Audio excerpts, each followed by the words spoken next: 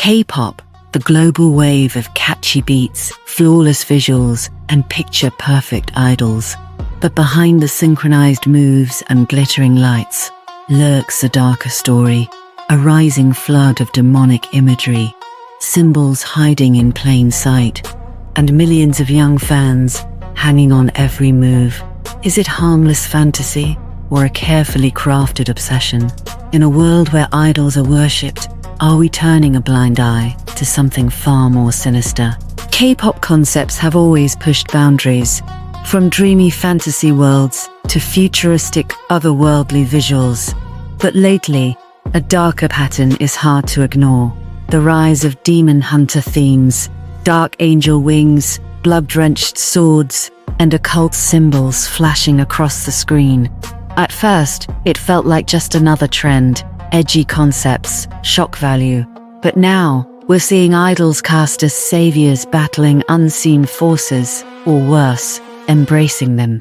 The lines between fantasy and something far darker keep getting thinner. So we have to ask, are these just creative visuals or coded messages we've been trained to ignore? In a world obsessed with idol worship, maybe it's time we started paying closer attention. In the world of K-pop, idols aren't just artists, they're icons, gods in a digital age. Fandoms don't just support them, they go to war for them.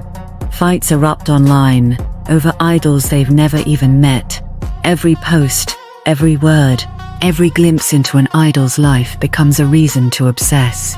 But this isn't just about music, it's loyalty, manufactured by design, a powerful machine of marketing, carefully crafted storylines, and controlled access, all meant to blur the lines between reality and fantasy. It's called parasocial manipulation, when fans form deep emotional bonds with people who don't even know they exist. And in the world of K-pop, they've perfected it. Because when you control the obsession, you control everything. Some say it's just entertainment, just music, just harmless fun. But how many times have dark aesthetics slipped past our defenses and blurred into real belief? When symbols are repeated enough, they stop standing out.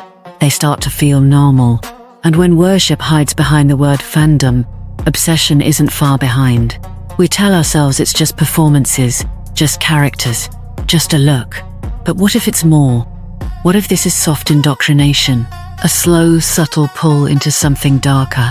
Because in a world where influence is the ultimate currency, where attention equals power, we have to ask, are we really the audience, or are we the ones being played? And more importantly, who's really pulling the strings? They say it's all just fantasy. But sometimes, the fantasy is exactly where the manipulation hides. What starts as a song becomes a movement, a brand, a belief system. And while the world sings along, most never ask who's really writing the lyrics. Here, on Scroll Sleuth, we ask. Like, share, subscribe, before you dance to a song you can't escape.